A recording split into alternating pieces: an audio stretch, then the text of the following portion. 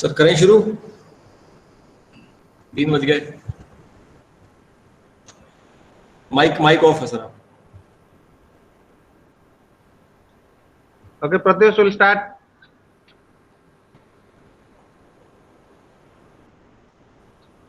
Yes.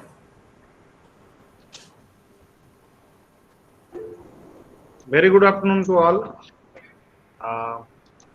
My heartily welcome on behalf of Zoological Survey of India to all of you to the Meet the Expert and Let Us Discuss Biodiversity Forum. It's indeed my great pleasure to introduce my very good friend Dr. Pratyush Mahapatra to this forum, today's expert. And to the best of my knowledge, being a very young person, he inspired many young persons in this country to come to the field of herpetology and arachnid field. Particularly, he plays with the poisonous animal, and I fondly called him a wild man, and I trust that he is a wild man with a very beautiful heart, and he inspired many young and old persons like us. And welcome, Pratyush. Welcome to this forum.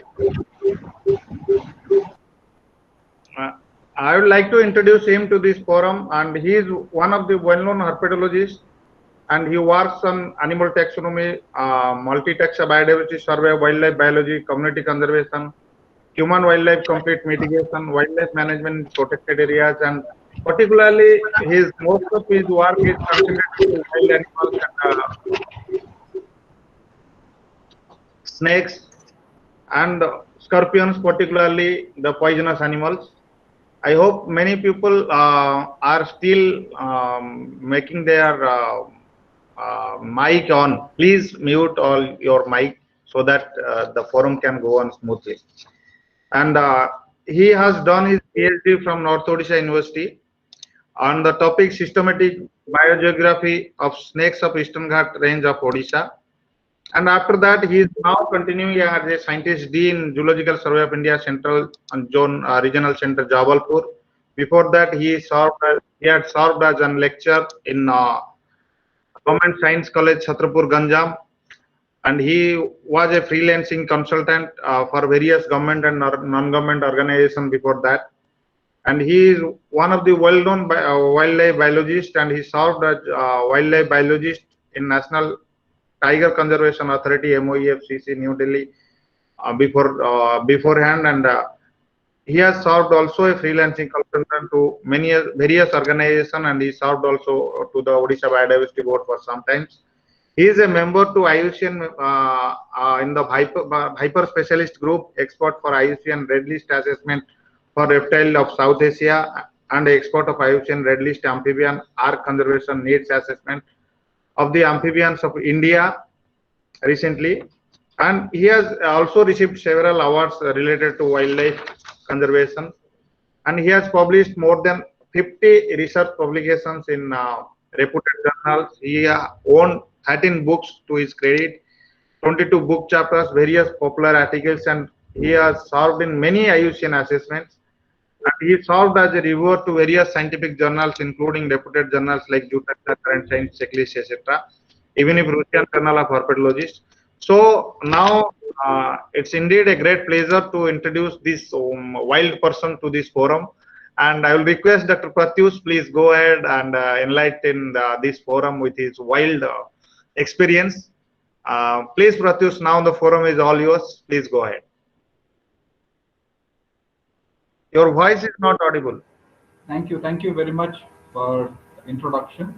Without delaying, I would like to start the presentation. And before that, a hearty welcome to all of you.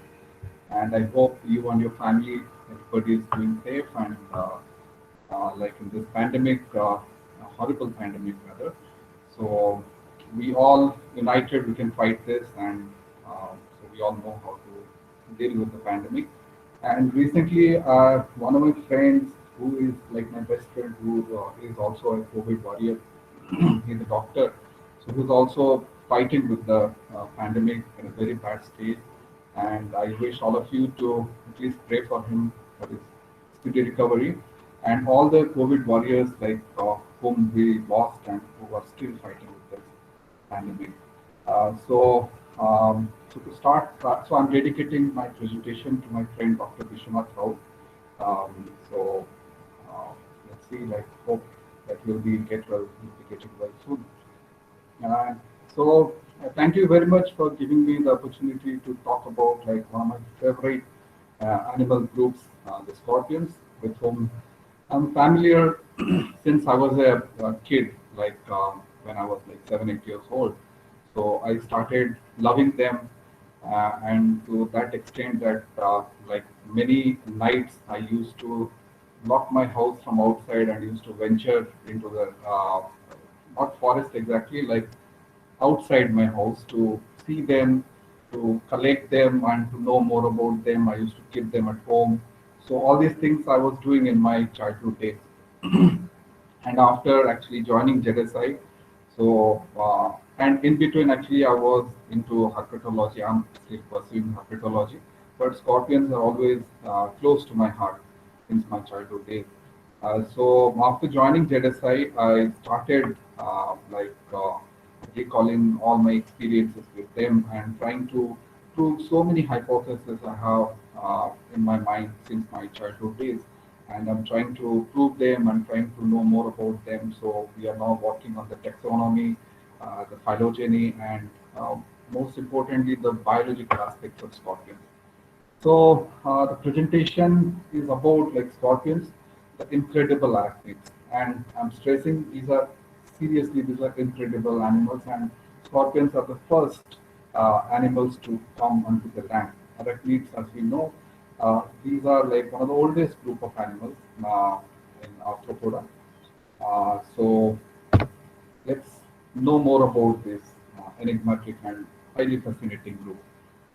So these are the most primitive arachnids known to occur since Silurian period, and recently in August 2020, there is an article saying about. Pratyush, just small interruption. Your voice is very low. Okay, now is it audible? Yeah. Okay, so I have to keep the mic. Okay, so thank you. So these are one of the most primitive arachnids known to occur on the Earth. And recently, one paper on the prehistoric scorpion, it came in August 2020. So it talks about one of the oldest fossils recorded from USA, which is about 437 to 436 million years old. And that specimen is very nicely preserved. I'll be showing that photograph of the fossil. And these are the first scorpions are the first animals actually to become fully terrestrialized, and they have common land. They become Pratyush, yes. just your PPT is not visible. Thank you. I'm ಅದು sorry. ಹೋದ್ವಿ ಅನ್ನೋದಂತಾರೆ Okay. Now ಸರಿ ಅದೆಲ್ಲ ಆಗ್ತಾರೆ now the screen is visible, right? Yes, it's visible. Okay. Sorry for the interruption. Anyway, these are the most primitive arachnids, as I was telling.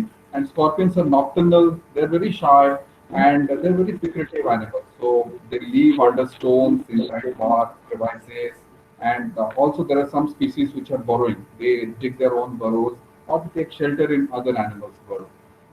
Most all the scorpions are actually venomous. They have venom. They have pair of venom glands in their stinger, and some of them are potentially dangerous for humans also. So, like in Buthids, the yellow scorpion, the Hottentotta species, as well as the big black scorpion you can see in the picture, the Heterometrus. So these are the groups which are potentially dangerous for humans, and especially the Buthids like Hottentotta or the yellow scorpions, which are mostly found in the arid zones. So, but they are highly toxic, and it also in India almost, as per the reliable estimates, like from Uttar Pradesh, in every year some 19-20 people are dying because of scorpion sting. So we'll discuss about all these aspects in this presentation. And this is the fossil scorpion I was talking about. It is Paris Scorpio venator, which was described very recently. And this is one of the finest preserved fossil scorpion which has been obtained. And this is a picture of holotype and the paratype. And this is a drawing of the four scorpions we have made out of the fossil. They are distributed almost everywhere throughout the Earth except Antarctica. And in many islands also scorpions are introduced. They were not native, but later through ship and other other vehicles, so they have entered into certain islands like New Zealand, England, and in some islands of Oceania. So now they have established, and we can find them there. So their diversity is maximum in the subtropical areas, and also in the arid zones. There is a good diversity of scorpions in deserts, they occur almost in every terrestrial habitat. In high altitude also you can find them. So the Scorpius rotengensis, which is discovered from India by Mani, so that is the scorpion which is found in the highest altitude, like 4,300 meters. And there are many species of scorpions which also live in the snow line, like the Scorpiops species, like Scorpiops hadwicki. They can withstand frozen snow, and they can remain there for days together. So scorpions are also very hardy animals, and they can sustain a wide range of temperature. Some species they can be freezed, and after a few hours they can become active. So there are many species which are hardy, but there are some species also which are which cannot withstand much variation in temperature.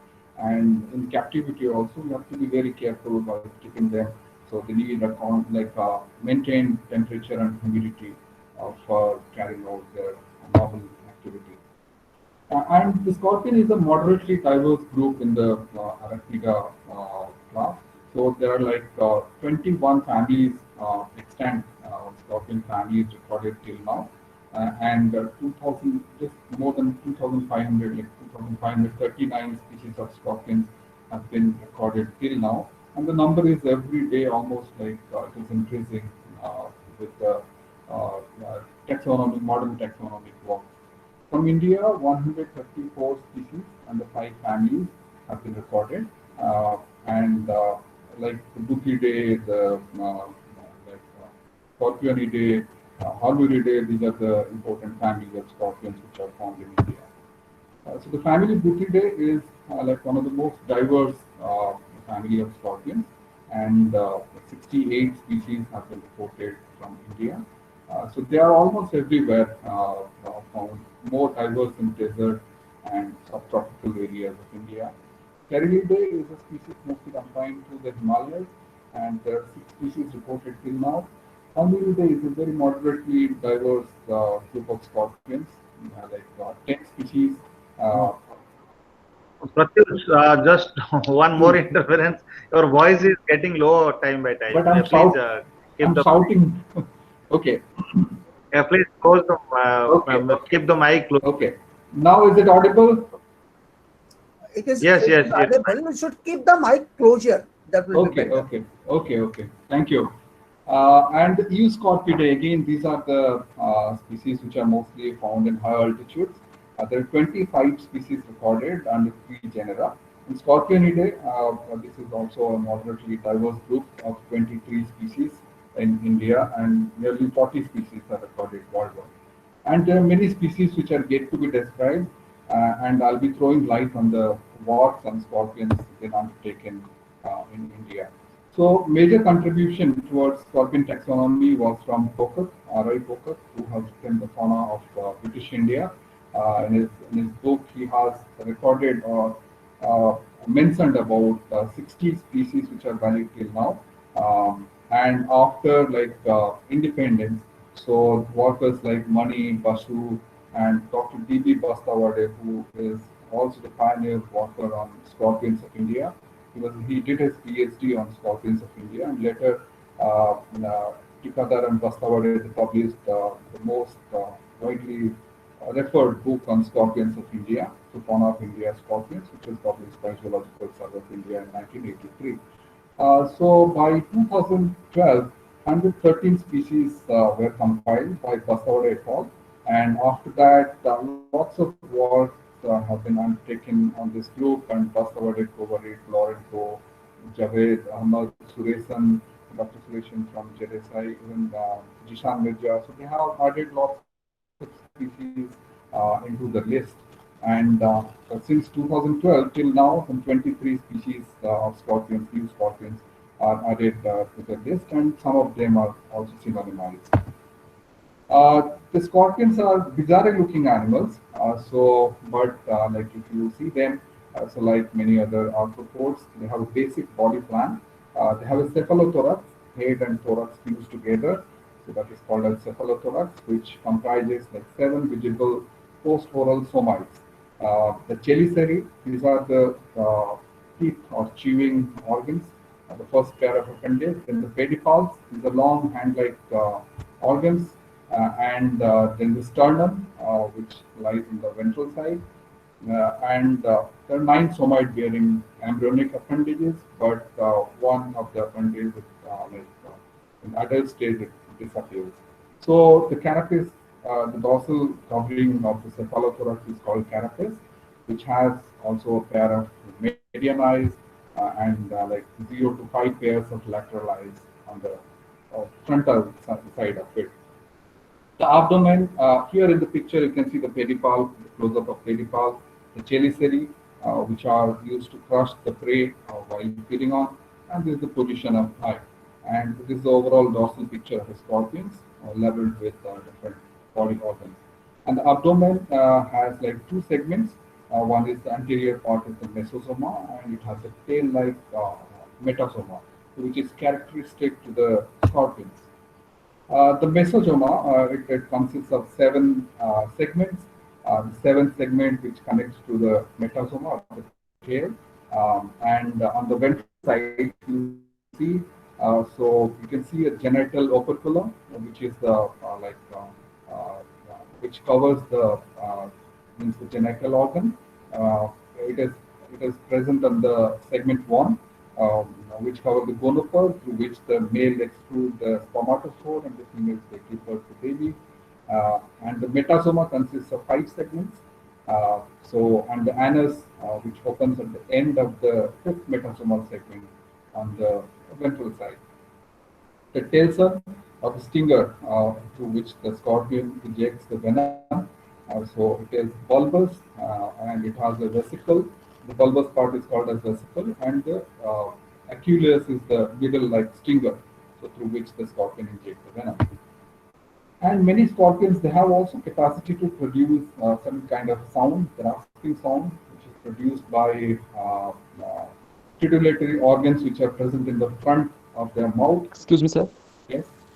Excuse me, sir. Sir, please use the earphone for better voice clarity. I'm using the earphone. I'm using the mic close to my mouth. I'm sorry, but. Oh. Okay, sir. Oh, okay, sir. And, Thank you. And I'm shouting also too high. Okay, anyway, sir. some technical problem maybe. Yeah. So some scorpions, they can produce sound. As I was talking, like heterometrous.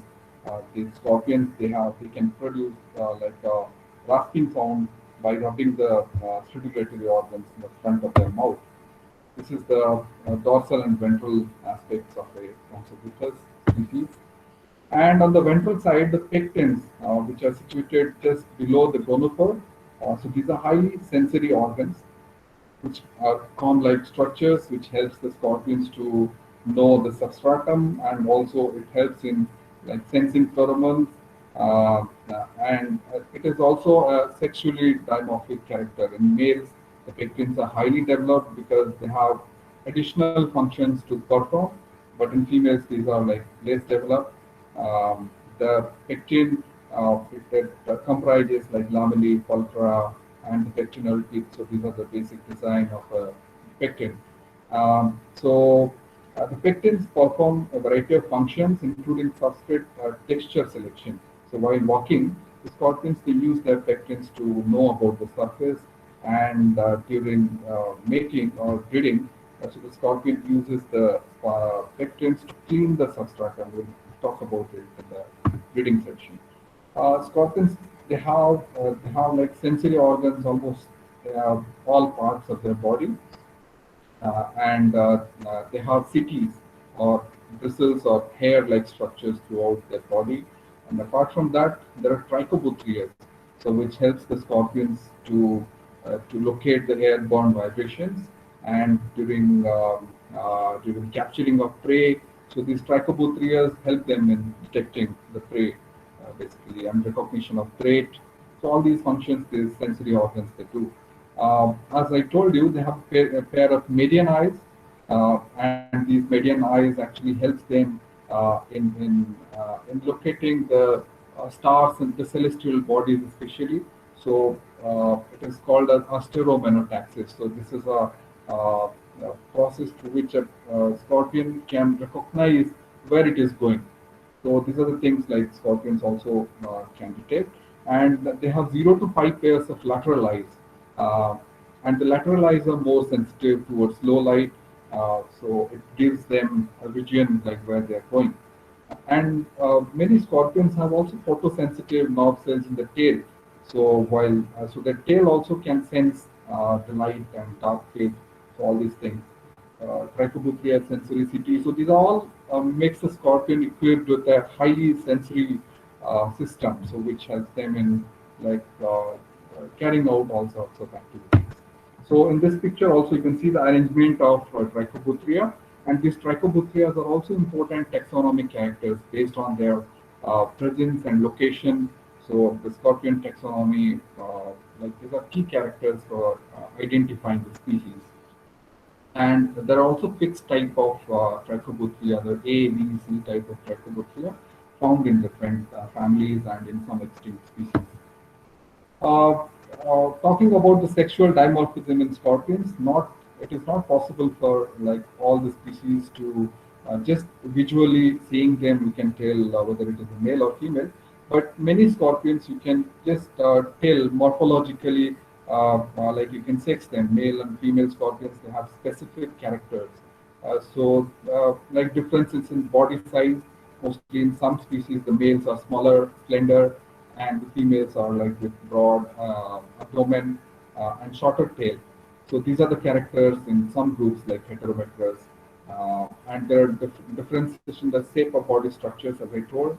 Presence of feature in one sex but not in other. In the picture you can see the pedipalp, which is having a tooth on the like movable finger of the pedipalp, and there is a scallop on the opposite side. So this is more prominent in male, and in Liochellus, so in males they have this kind of structure, and in females you won't find that. This is a male scorpion and this is a female scorpion. So here you can find the pedipalp is bulbous, more robust. So it has also some evolutionary significance because while mating, the male has to use the pedipalp to subdue the female. So we'll be talking about it in later stage. And in some species like Radianus, Isometrus, the males have a long tail, so which helps the female to sense whether it is a male or female. So these are the things, the morphological features through which scorpions like they recognize themselves, like between their own species. And there are also differences in texture of the body surface in males and females. So these are some of the characters like which are also used in taxonomy. And as I had already told you, the shape of pectin, these are also in some species, the males have higher number of pectins or more developed robust pectins than females. And I have already told you that scorpions are like highly diverse and they have adapted to different kinds of like microhabitats. But very interestingly, scorpions are highly selective towards their microhabitat. They're not just randomly distributed. You won't find them everywhere like other reptiles and other arachnids. So they need certain kind of requirements, microhabitat requirements, and based on their living habit, they can be classified as the species which are terrestrial or they live on ground. And there are some groups which live on trees, so those are arboreal or they live on any kind of like vegetation. Some species also lives in like rocky areas. Those are lithophilic scorpions, thermophilic scorpions. Some also live in caves. These are certain kind of like special, they have special kind of adaptation to live in different habitats. Uh, some species like the Liochellus australasiae, that is a species which is again a species complex. So that species is known to be intertidal. It lives in intertidal zone. So that is also interesting aspect to look for. There are certain species which can withstand marine environment, and depending on the water level, also they shift their position on the surface. So Liochellus australasiae is the only scorpion which is known to occur in the intertidal zones. We found them in islands, like in Nicobar, Andaman Nicobar. You can see them along the coastline. And there are many scorpions which are burrowing. So especially the heterometrous or the scorpionidae groups, which make their own burrow. For that, they use their pedipalp and their legs, so through which they can make burrow and they live there. And very interestingly, many species of scorpions, they have also homing behavior. So they live in one burrow, and they again, if they're going out for foraging, so they return to the same burrow. So this homing behavior is also one of the least studied aspects somebody can look for. And they have also very species-specific burrows. Like by looking at a burrow, also we can talk about like which species it is. And many scorpions, they also live in other burrows, other animals' burrows, like degraded termitarium, termite mounds. They use sometimes some species also live in tree holes, and so those burrows are also used by certain scorpions. And many of them are found below rocks, and they make a slit-like opening from outside, and they use that area as their nest. They have, although we know that scorpions are like non-social animals as we consider, but they have a very strong mother-young association. So in the early days, without the mother, the babies cannot survive. So the subsocial behavior, that's why is very prominent in scorpion, and in some species like Heterometrus sommerdemi, you can find like several generations of scorpions living together. So in one burrow or nest, you can find like 100, 150 scorpions of different age group or age class. They're living in one area. So these are the things we have very little knowledge about scorpions. Uh, so um, so that's what, like, and some species are parasocial, like some Compsognathus, like they of different species. They sometimes they live together, especially in case of like unfavorable environmental condition. Many species they gather together without eating each other. And all the scorpions are like carnivorous. They are predators. They mostly they attack the prey and they feed on. They have also wide choice of prey. Anything they can catch, so they feed on. So like starting from insects, some scorpions also feed on earthworms, and starting from insects, like all other groups, like amphibians, if sometimes a toad is hopping around and the scorpion is able to catch it, so it can also feed on a toad. Many lizards, also scorpions are known to feed on mice. So anything they can catch, so they start feeding on. Many species, while catching the prey, they use their stinger, and inject venom into it if the prey is very large, especially.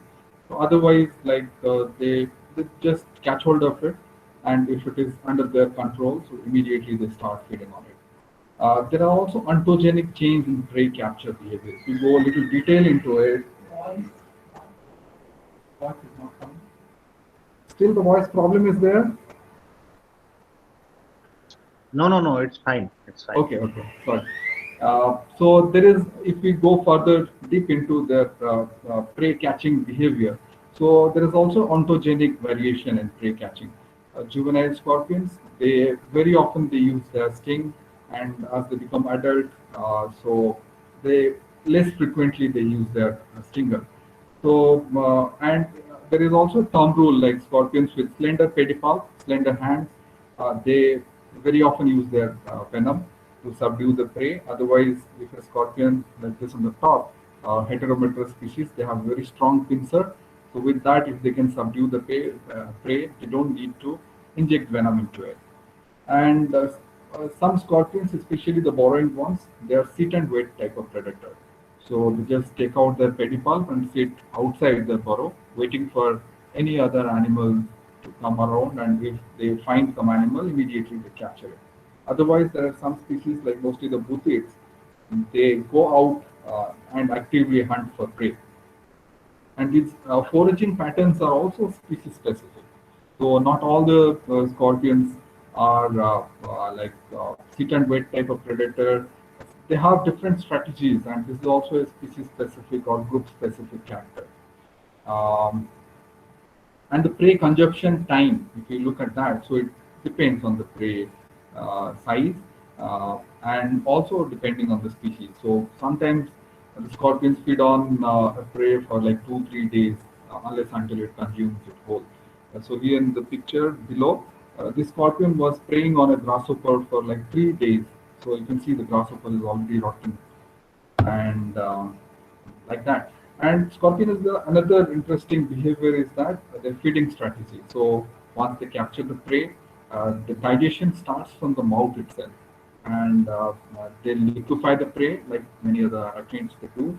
Uh, they they externally grind the prey with the help of the chelicera, and then they ingest the liquid content of it, and the undigested part is like thrown outside.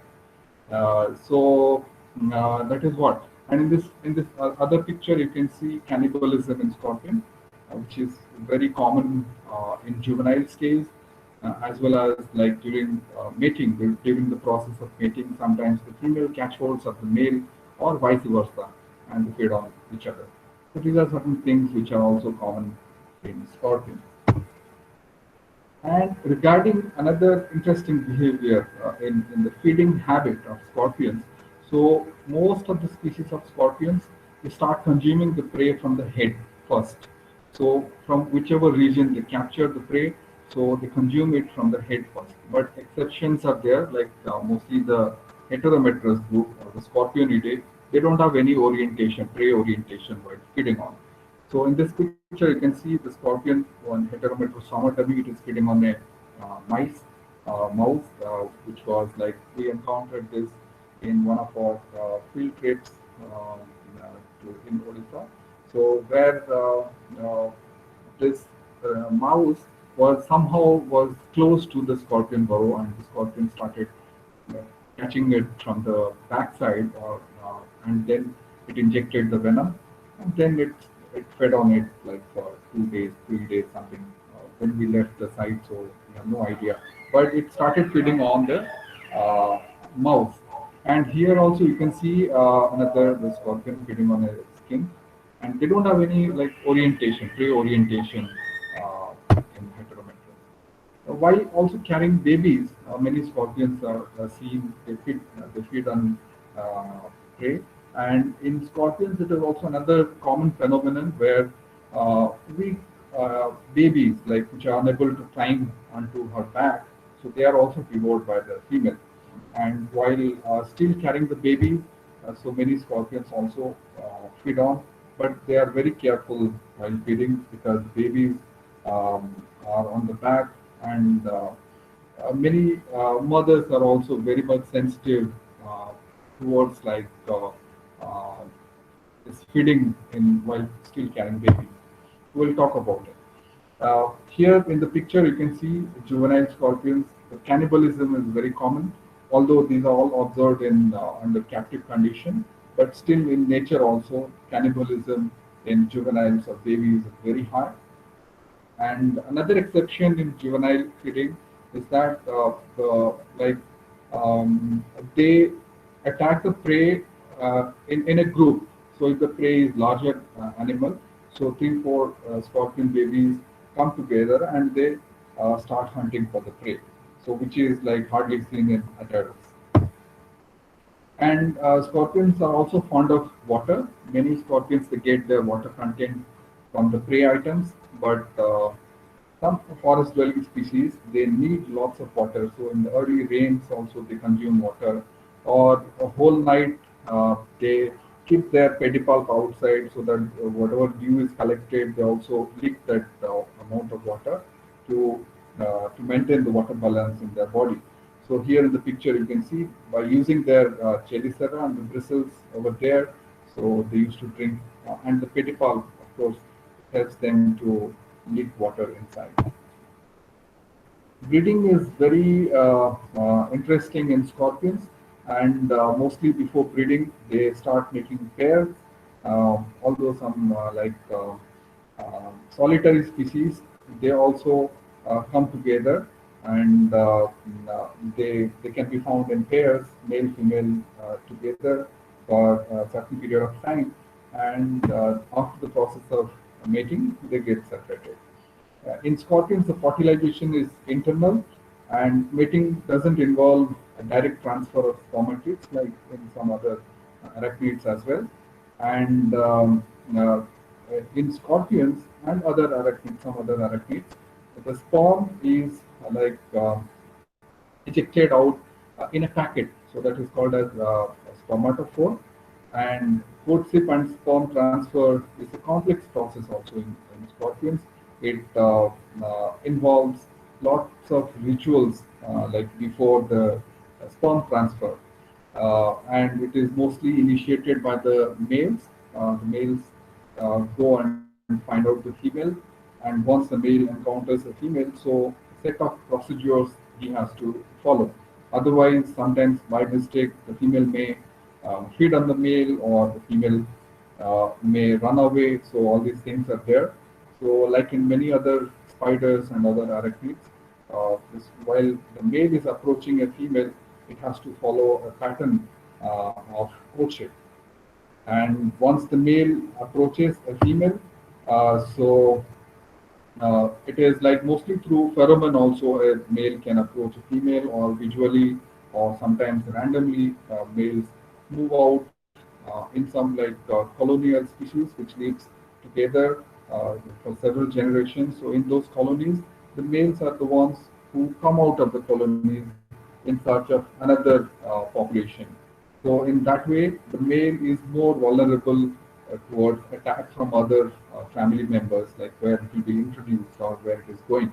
So in that, mostly the male is recognized whether it is the same species or not by the colony members, and then if the male is accepted, then it is allowed to live in the colony. So for long distance species, the low density species especially, pheromones play a large role, a big role for identification or recognizing males and females. So the initiation of courtship I was talking about, it involves male juddering. So this is one behavior which is found in spiders as well. And the scorpions, they judder, they shake their body so that the female won't suspect that this is somebody, some other species or some other animal which is approaching, or a predator. So the male first becomes submissive, it judders. Again, if the female is receptive, so she will allow, otherwise the female may run away. In some species also, mating attacks are there, the male approaches the female, and with the help of pedipalp, it captures and subdues the female. So then the process of courtship starts. Clubbing is also another behavior which is seen in scorpions, through which the it's like a false stinging kind of thing. So through which the males and females, they use their tails to sting each other. Then pedipalp sensing is another behavior, so which is found in mostly the Scorpionidae groups, where they sense or pat each other with the help of pedipalp. Then once the male finds the female, so then there are also another set of criteria. Female is receptive, so then in some groups there is cheliceral massage. Then the male during that time, the pectins become highly active, so through which they sense the substratum, because they have to find a plain substratum to deposit the spermatophore. In certain species of scorpions, male scrapping is also noticed, like in some heterometrous group.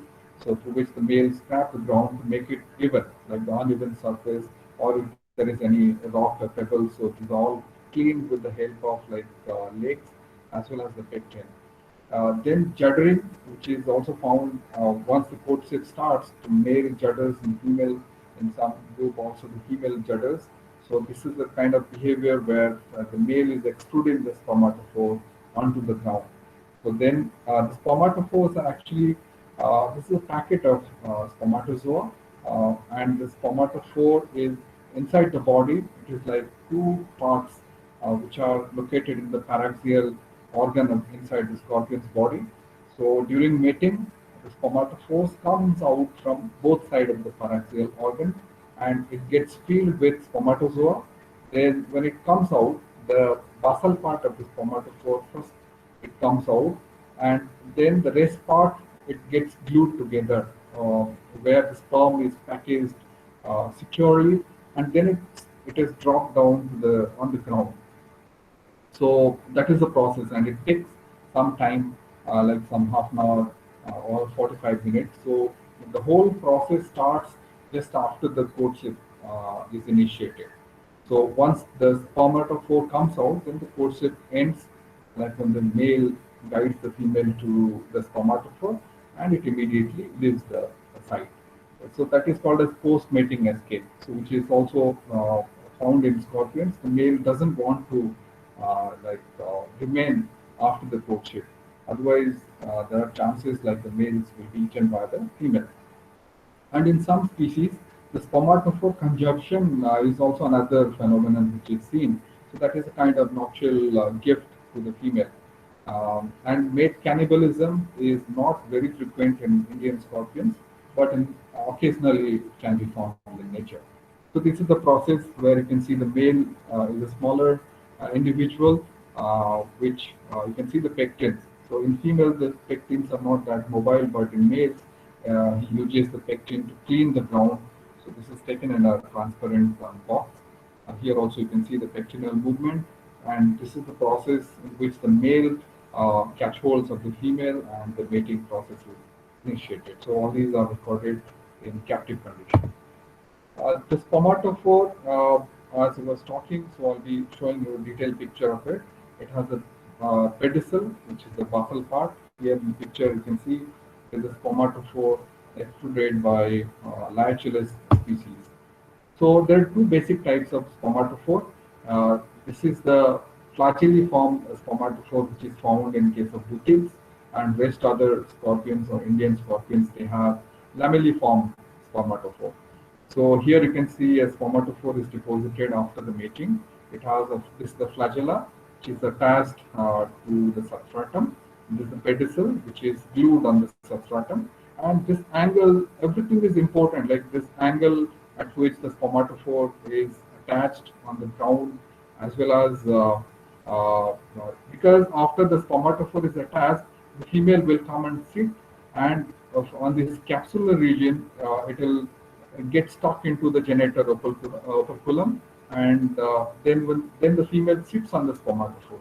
So it creates a pressure in this stem part where the spermatids or spermatozoa is stored, and it oozes out. Then the female it sucks the spermatozoa into her body. So this is what a very interesting and highly mechanized process, and any little variation in it, so the female won't be able to take the spermatophore. And so that's why the capsular region of in spermatophore, these are also highly species specific. And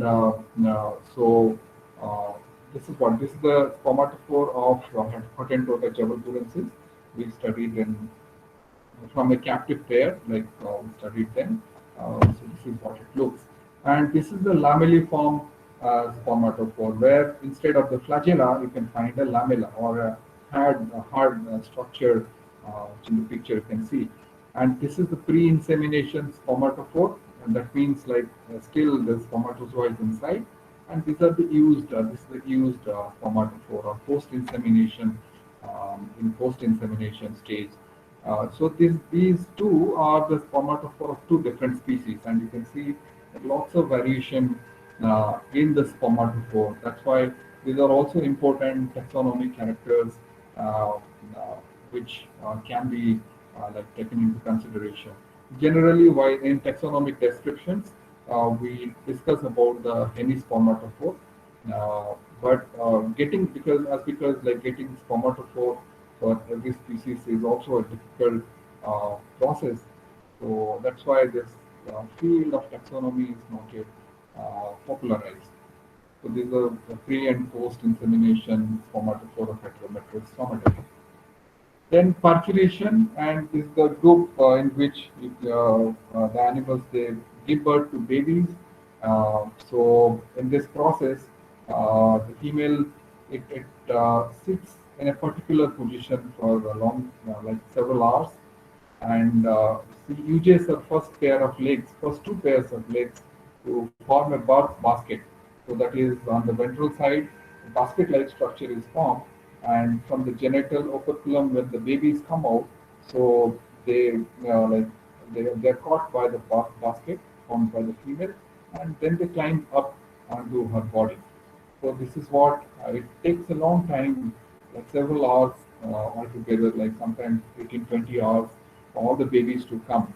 And depending on the species, the scorpions give birth to like 5, 6 individuals in some groups of neoscorpions, or some other groups like less numbered, two up to like some 50 to 55 individuals. In butiks, you can find heterometrous, nearly 15 babies are born at a time. So this is how it depends on like the number of babies which are being produced. So the parturition time also depends on that. Mm, and also in scorpions, two kinds of uh, like embryonic development is noticed. One is apoecogenic, like most of the butiks, they are apoecogenic because when the babies are born, they are enclosed in a membrane, and some other groups are catoecogenic, where the babies are born free. So this is also one of the things we need to know about Indian scorpions. Very late studies has been undertaken. So these apoecogenic scorpions, once the babies are born, so immediately in few hours they lose their outer membrane, which is made up of like serosa and amnion, which is shed during or shortly after the parturition. And mostly in scorpions, the sex ratio when they're born is like 1:1. Um, and this is how the mother-young association you can find in scorpions. So sometimes, like in this species, the mother is carrying nearly 40 babies on her back, and when the babies grow, so they almost cover everywhere of the mother's back. And this is just after the first molting, and on the right side you can see the scorpion babies after second molting. Another interesting aspect in scorpions is that the larval orientation. So that is also of phylogenetic importance, and uh, like it is not that scorpion babies when they're sitting on the back, they have to like follow certain principles. Like in many species, there is longitudinal arrangement of babies. Like babies they have to sit longitudinally. In some, there is random larval orientation. So when the baby number is very high, so in those species like Hottentotta, so there is random larval orientation. And in heterometrous, you can see like all the babies will be directed towards the center. So this is how in different species also the larval orientation it varies. And this is one aspect which also needs to be studied. So how the babies are sitting and what is the significance of that.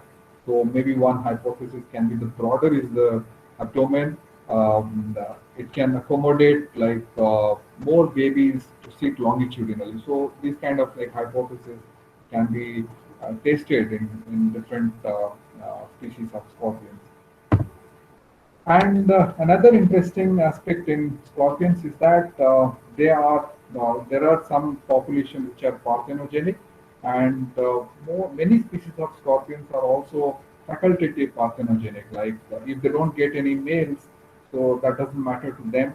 So they can choose or switch to a parthenogenic mode, through which they can produce all females.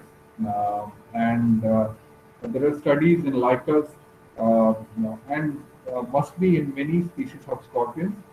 This facultative parthenogenesis is one aspect, and which can be linked to the climatic factors or some kind of like uh, uh, change in the sex ratio of that population or something. So these are the things one can study, how the scorpions are switching to become parthenogenic. So these are the things we need to study.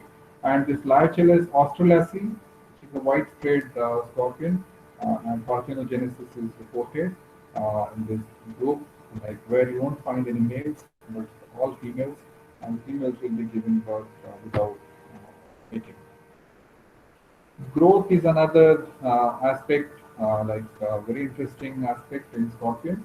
So once the babies are born, so in few days they lose their skin, outer exoskeleton, and up to like third molting, mostly the babies remain with the mother, and after third molting, the babies disperse from that nest, and every time they have to molt. So a scorpion in its lifetime molt for 7 to 8 times, and after attaining maturity, so they stop molting. And during the process of molting, so what I have observed, like in natural condition or in captive population, if there is any abnormality, for example, if a leg is cut, so they can regenerate. So that regenerative power is also retained like till they attain maturity. So in many arthropods, also that is one factor which somebody can study how the like scorpions are regenerating like during the process of molting. And in scorpions, they start molting from the head first, and it is almost same in the whole species of scorpions. It is a common feature, and depending on the humidity, and the suitable, like they wait for the suitable climatic conditions just before molting. They remain immobile, uh, and just before molting, the anterior part of the carapace breaks, and the scorpion then pulls out the chelicerae, pulls out the pedipalp, and then it expels its body outside through the anterior part of the cephalothoracic break. And mostly they do the molting process takes place in prone position, but in some species it is also reported in supine position, like upside down. So in few species, just before molting, they sit upside down, they hang from a cliff or something, then the molting takes place. But majorly, the molting takes place in prone position, like when they're sitting like this, and they expel their body out of the old carapace. Here you can see a molted skeleton and a freshly molted scorpion. And here you can see the babies just during the first molting phase on mother's back. Then scorpions play a very important role in the ecosystem. They are majorly predatory animals, but there are many predators, those who feed on the scorpions. So scorpions are mostly fed by owls, where in owl pellet study, some people have encountered like scorpion exoskeletons. But recently in Odisha, we also found like where some species of owlets, they are specifically feeding on a group of scorpions. And this is what you can see we have collected from below like one tree. Like there will be a carpet, there was a carpet of like pedipalps or exoskeletons of scorpions below one tree. And these are some of the interesting studies like somebody can take up like on the predators, as because like scorpions are equipped with so many anti-predator like activities, but still they are fed on by different groups of animals. And owls or some animals selectively feeding on scorpions have something to do with their behavior. So these are some aspects somebody can study. Honey badgers, sloth bears, shrews, even they're known to feed on scorpions, and these are known as predators of scorpions. Many lizards like agamids, eublephaриds, geckos, they are also known to feed on scorpions. Here in the picture, you can see a owl pellet, where majorly it is comprising like scorpion exoskeletons, pedipalps, from where we collected the samples. And to study scorpions, like when we go to field, we try to find them below rocks. We have to lift rocks and then find out scorpions. Sometimes they'll be inside the bark. We have to peel the bark of a tree to find out them. But the most easiest thing to detect scorpion is like through UV light. So scorpions, they emit fluorescent green color under UV light, and through that also you can easily detect scorpions in night time. This is how they look under UV light, and they can be detected depending on the like the power of the UV torch. So it can be detected like from few meters.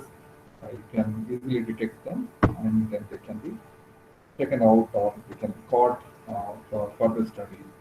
Then collection and preservation is another. While doing taxonomy or while identifying scorpions, there are lots of characters. It is not like easy to discuss about it in this forum right now, but there are a set of characters which needs to be looked in scorpion morphology, like for describing species. Many taxonomic characters are also microscopic, for which you have to sit under microscope. Morphometric character, meristic characters are taken for taxonomic studies, and mostly for studies, scorpions are preserved in ethanol, 70% ethanol, and for molecular studies also, you have to preserve the specimens in ethanol. So these are things. And then coming to conservation and management of scorpions, none of the scorpions are listed in Wildlife Protection Act, but we have some reports like scorpions are being exported illegally from India to Pakistan, to China, to many other areas, as because they're medically important. So scorpion venom is also another illegal trade which is going on in India.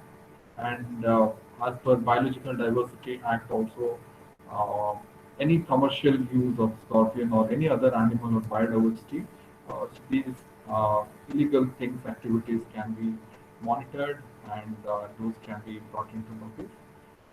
Then another aspect is because scorpions are medically important and there are some species which are potentially dangerous for humans. So the scorpion-human conflict is also prevalent in many parts of the state. And as I already mentioned, like in some states like Uttar Pradesh, Madhya Pradesh, many people are also dying due to scorpion sting. You'll be surprised to know, like in Uttar Pradesh, in 2 years, some like 1,500 people they got admitted into ICU because of scorpion sting. That's the paper in 2015. And as because scorpion sting and snake bite, these two symptoms can easily be confused. So we have actually no idea like how many people are getting affected due to scorpion sting, because some species of scorpions are actually highly prevalent in the urban habitat or rural habitats, as because they stay very close to human habitation. But another matter of concern is that there is no antivenom for scorpion sting except for Hottentotta tamulus, and it is also not very easy to get antivenom for the scorpions. So these things needs to be looked into in future, because although like scorpions are like very common, and this conflicting situations can be prevalent or may be prevalent in many parts of India. Scorpion envenomation, lots of studies on envenomation have been reported during 90s, 2000 also. There are some papers which are dealing with scorpion venom, and some of my friends, they are also working on scorpion venom. Yeah, I was talking about this paper in Uttar Pradesh by Bansal et al. Reported 210 cases in which the patients stung by scorpions got admitted into ICU. And there are many other, like in India, we don't have any figure about the morbidity due to scorpion sting. Now, in traditional belief also, scorpions have lots of medicinal values which needs to be recorded. There are also some herbal treatments for curing scorpion sting. And recent studies on scorpion venom have also shown some like interesting findings that scorpion venom has potential to cure cancer. Lots of like anti-carcinogenic components have been traced in scorpion venom. So this is what, and there are lots of studies, like scope is enormous. People can study on life history, on population biology, lots of studies can be undertaken. Community structures, like what are the factors which determine both the local and geographical diversity of scorpions, intra-specific interactions among different species. So all these things on venom also people can work, like on behavioral ecology, like degree of sociability exhibited in different species. So these are some of the like research ideas students can take up for their study. And on taxonomy, of course, we need to know how many species are there. And with the help of molecular taxonomy, also lots of cryptic species in scorpions are being described in recent days. So people are working on it. And these are some of the references I have I've just shown here. So of these, like Polis 1990 is a book on the biology of scorpions. So those who are interested in studying scorpions, they must have this book with them. Lots of information has been given, and on different aspects of scorpions, starting from taxonomy to biology, all aspects of biology, in fact. And so this book is also available online. I think it can be freely downloaded. Then this is one blog maintained by Rain, so where he maintains like the total number of scorpions being described every time with updates and scorpion diversity in the world. Tikadar and Bastawade, this book is also freely downloadable from JDSI website. So anybody trying to study on scorpions, they should go through this book. And this is what about scorpions in a short span of time. But there are lots of things to talk about scorpions and lots of scope in studying scorpions, taxonomy, biological aspects, so many. And this platform, especially the Meet the Experts conducted by EBRC, is all about like showing the students like what we can do in different groups of animals. And JDSI is always open for all the students or researchers who try to pursue their careers in zoology. And few years back, people were thinking that taxonomy is a boring subject, and lots of students they were not like pursuing taxonomy seriously. But I must tell you that taxonomy is such a fascinating subject, which is a fun-loaded science. You can tell that like it involves like going to field, then collecting specimens, studying them, sitting in the lab. You can also those who are interested in molecular biology, they can also go for molecular studies. So many things can be done with only with taxonomy, especially. And this is a basic branch of science through which it gives ideas, lots of ideas for applied sciences. And without the basic science, actually, applied sciences are nothing. So, based on the knowledge or experiences we gather from studying the animals or knowing their natural history, like recording their natural history, this all leads to modern scientific research in future. So, with all that, I would like to thank Dr. Anil Mahapatra for this opportunity. I thank my director, Dr. Kailash Chandra, who has always been a source of inspiration to all of us and always encourages to carry out research in various aspects of our expertise. Thanks to my officer in charge, Dr. Sambat, for being very supportive in whatever things research we are doing. Thanks to Dr. Bastawade sir, and Dr. Sushil Kumar Datta, my guide and my mentor, everything. And my students, many students are now with me to who are showing interest in scorpions, like Pragya, who was doing her MSc dissertation with me on scorpions in Madhya Pradesh. Rakesh, who is collecting lots of scorpions and interesting information about scorpions in Odisha. Ashish, Ashok. So thank you all. Thanks the audience and my friends, those who are listening. I'm sorry for the technical problems, but I hope you don't mind and you enjoyed the presentation. Thank you. Thank you. Thank you very much, Dr. Pratyush. Now I will request all the participants, if you have any questions, please go ahead.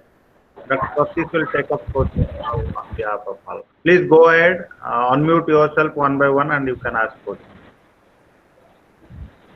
Pratyush sir. Yes. Pratyush sir, good afternoon. Good afternoon, sir. I am Krishnakant Bakshi from Bhavnagar.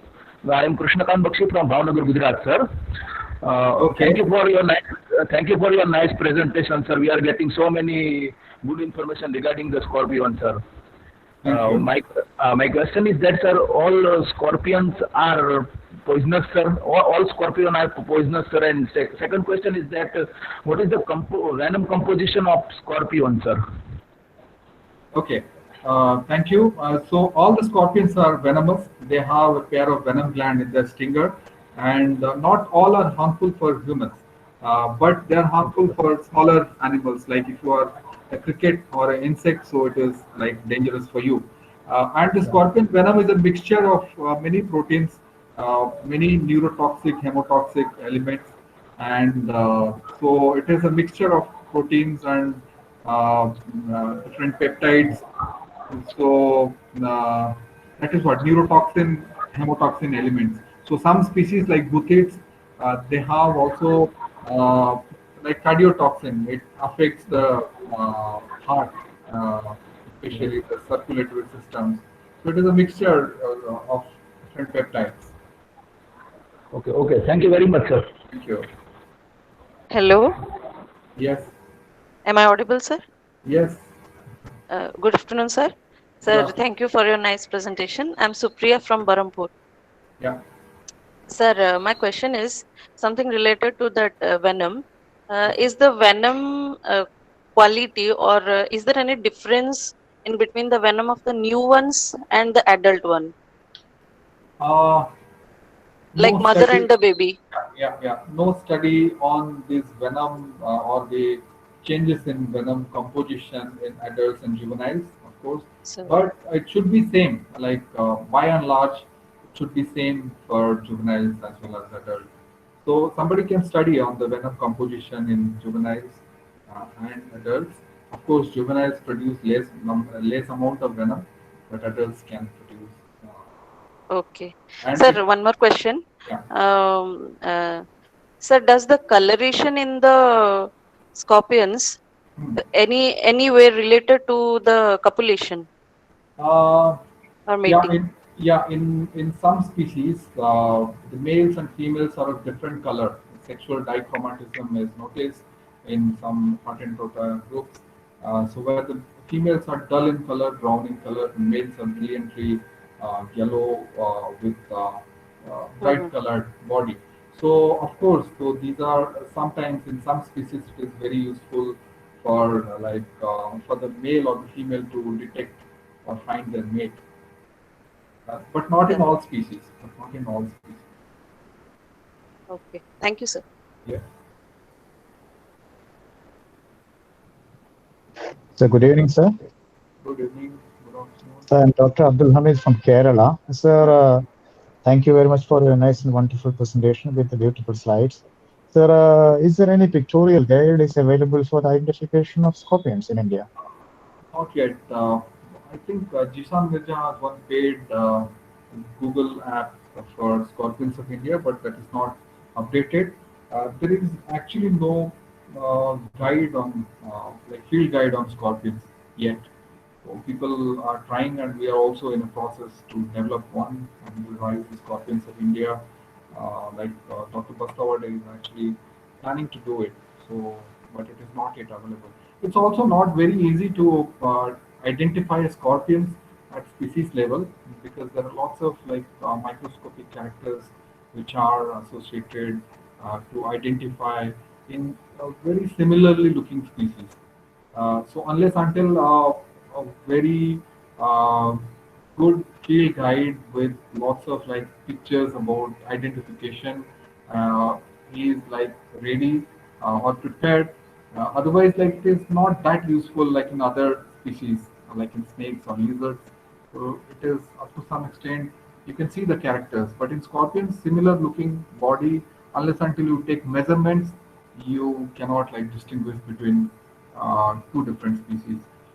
So yeah, so it will take some time. Maybe people are working on it, and maybe but not yet available. Okay, sir. Thank you very much. Okay. Sir, you said that the video will be recorded and uploaded in the YouTube channel, sir. On which channel it would be uploaded? Yeah, you are in that WhatsApp group. We'll be sending that in WhatsApp group. So don't worry for that. Video will be sent to you. Okay, sir. Okay. Thank you.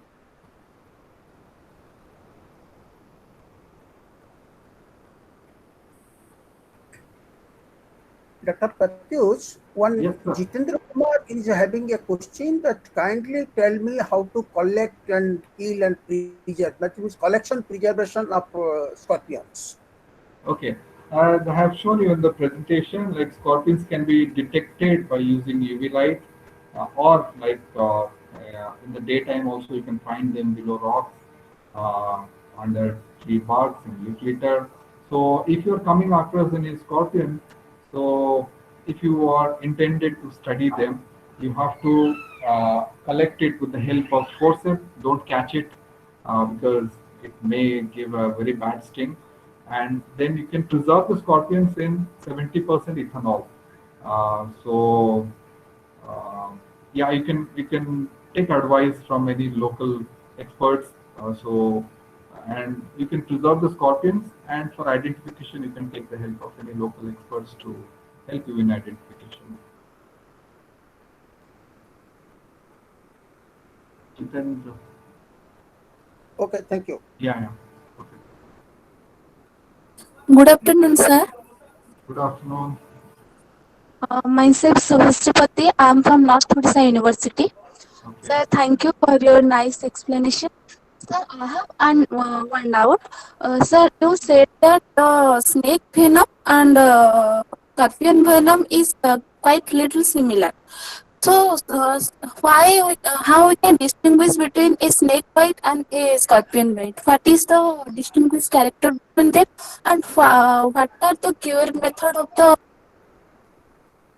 Yeah, it is very interesting question, and I have also told in the presentation, it is at times very difficult to distinguish between a scorpion sting and a snake bite. So people might get confused with scorpion sting with a snake bite actually. So mostly in case of snake bite, you can find the fang mark, like there will be two fangs. So it's a general consideration I'm telling. So you can find fang marks, like more than one fang marks, but in scorpion sting, you'll be having one puncture. So that is one method to know. And local symptoms in scorpions and snakes are also almost similar. Like in some species of scorpions, there will be swelling in the sting area. There will be like discoloration, as we find in case of like snake bites, in case of cobra and crate, cobra and vipers.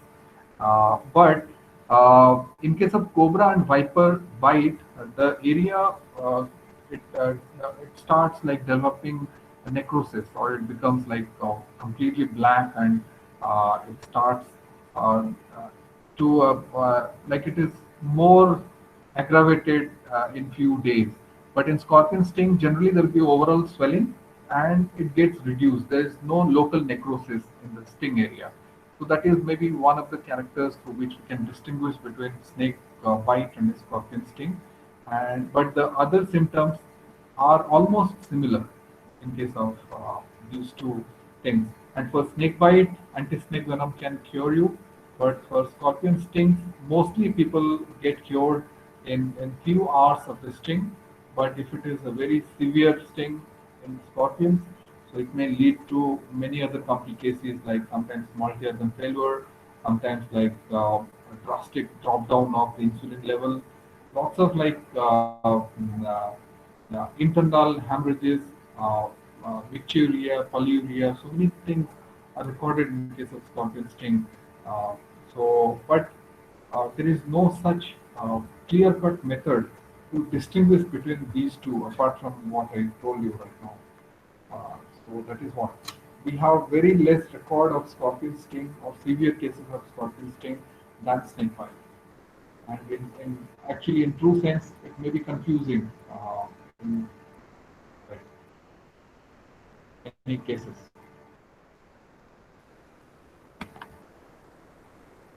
Pratyush, one question from Ananya Bhattacharya. She had asked, as we have come to know that almost all scorpions are very poisonous, then how their predators devour them? Does scorpion venom affect their predators? Oh, this is a very nice question. So scorpions are venomous and they're not poisonous. So they can sting, and with the help of their venom, they can like cause damage to the like the prey or the predator. So many animals, those who are predators of scorpions, they know the trick how to separate the stinger out of its body, the scorpion's body. So this is one trick which is adopted by many birds, bird predators, and other animals like shrews also adopt this technique to detach the tail or the stinger from the scorpion's body. And some other animals are probably they are immune to scorpion sting, scorpion venom. So that is one aspect somebody can study, like how the predators are hunting the highly equipped animal like scorpions. And as I was telling about the owl, which is predating on scorpions, so there must be some specific strategies the owls are adopting to catch hold of scorpions. And we have very little information about it actually. So there are many other micro level behavioral strategies in prey and predator, so which we have very little idea. These are some of the subjects to be studied. Does scorpion venom affect the predators? It might not be affecting, or maybe the predators are using the tactics as I told. I hope you got the answer. Another very good questions by Mr. Samir Sardar. He had asked, what ecosystem services are regulated by scorpions? Oh, yeah. So scorpions are prey to many animals, as we are discussing now. They are also predators to many other groups of animals. And in terms of ecosystem service, lots of drugs or medicines are prepared from scorpion venom in traditional like traditional knowledge system.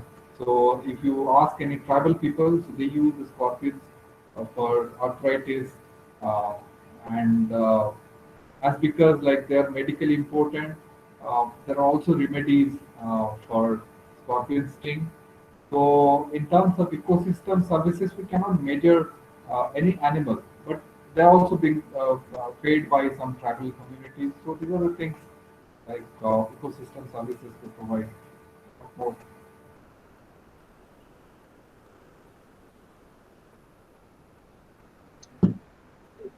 Hello, Pratyush, can you hear us?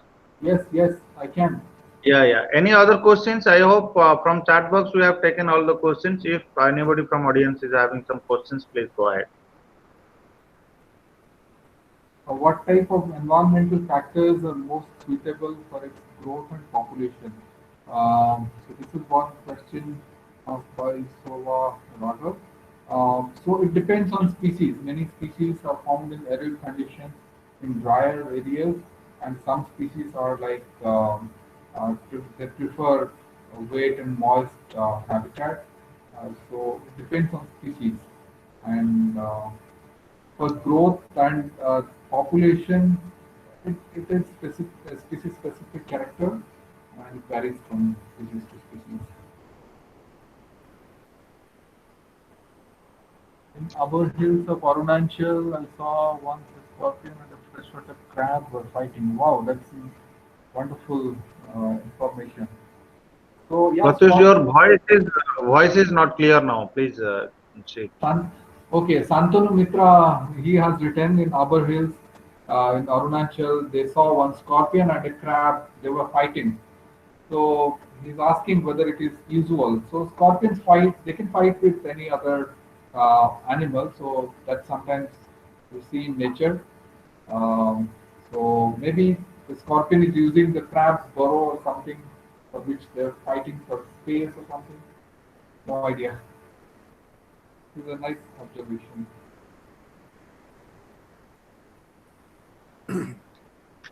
Dr. Pratyush, from Gaurav Sinha, there was a question related to cannibalism of scorpions, particularly.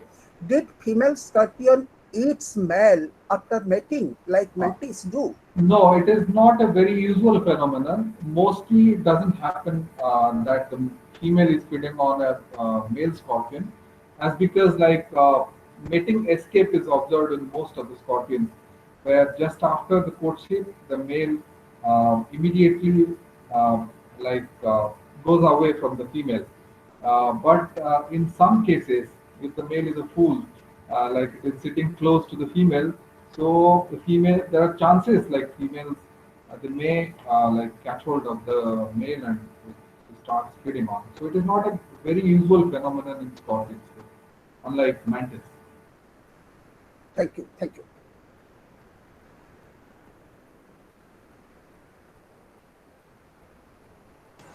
Sir, unmute mic, unmute. Bala M asked if scorpion sting gets damaged or breaks, does it regenerate? Yes, yes. In case of juveniles, it regenerates, but not in adults. So in adults also in nature, we have encountered some scorpions without their tail, without their sting, which are mostly due to the male-male aggression or male-male fight. So it is also noticed in nature. But in adult stage, it cannot regenerate. But in juvenile stage, in the process of molting, the scorpion may regenerate the tail or stinger. Surindam Paul asked, are scorpions consumed anywhere in India? I don't have any idea, but I tried eating once. So they are consumed in other parts of India. They're consumed. What is the fast trade in case of scorpion bite? It's sting, not bite. What is the fast trade? Onvesa Mukherjee asked on this question. In scorpion sting, no fast aid is recommended because most of the scorpion stings, it affects locally. So in that case, if you are tying anything, so that is not recommended. But people use garlic oil. I also tried once. So it is some way it is helpful. Or sometimes you have to take injection like antibiotic and tetanus. All these things you have to do in case of fast aid due to scorpion sting. Normal fast aid like taking tetanus, sometimes painkiller you have to take. And best thing is to go and visit a physician who will guide you regarding scorpion sting. Mr. Bala M asked, are scorpions are protected under wild biodiversity law? Any permission is to be taken from state or central biodiversity department for collection or study? Okay, so none of the scorpions are till now in the Wildlife Protection Act in any of the schedules, but it doesn't mean that scorpions are not threatened due to illegal activities. But scorpions are under Biological Diversity Act, if you are using scorpions for any commercial things, so you need to get permission from the biodiversity boards. And for collection, for study, if you are collecting scorpions, if it is outside protected areas, it is not a problem. But if you are collecting scorpions from protected areas, then you have to take permission from the forest department, chief wildlife warden. So that is it. The name of the highly venomous scorpion is Hottentotta species, like almost all the species in Hottentotta genus. Earlier it was Mesobuthus. So Mesobuthus camulus, it had several subspecies. But now, like there are some 8 or 9 species of Hottentotta. So all are medically important and highly dangerous, potentially dangerous for humans also. So, Shobha Raghav asked one question. What type of environmental factors are more suitable? I already addressed that Okay. question. It is a species-specific character. Certain group of scorpions they prefer arid habitat. Some prefer like wet forest and semi-evergreen forest. So it is again, and also their distribution of different species varies altitudinally. So if you go to higher altitude, you will find some very specific scorpions in high altitude. Sangamesh Kambar asked, is it true that venom of scorpion is the costliest liquid in the world? That people say, but it doesn't have any scientific basis because scorpions they produce very little venom, and to gather like a saleable amount of venom, you have to capture lots of scorpions. So maybe that's why people say that scorpion venom is costliest. And also there is another factor that as scorpion venom is used in lots of like biomedical studies, and it has anti-carcinogenic effects or anti-carcinogenic compounds. So maybe for that reason it is called as highly precious venom.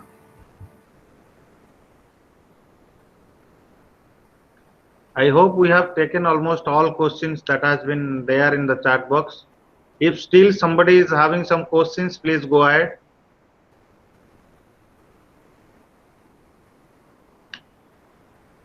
No questions. Thank you. I hope we have taken all questions. Now it's time to end the session. I would like to thank Dr. Pratyush for his nice deliberation and wonderful talk and very live slides with which the forum is enlightened to the greater extent.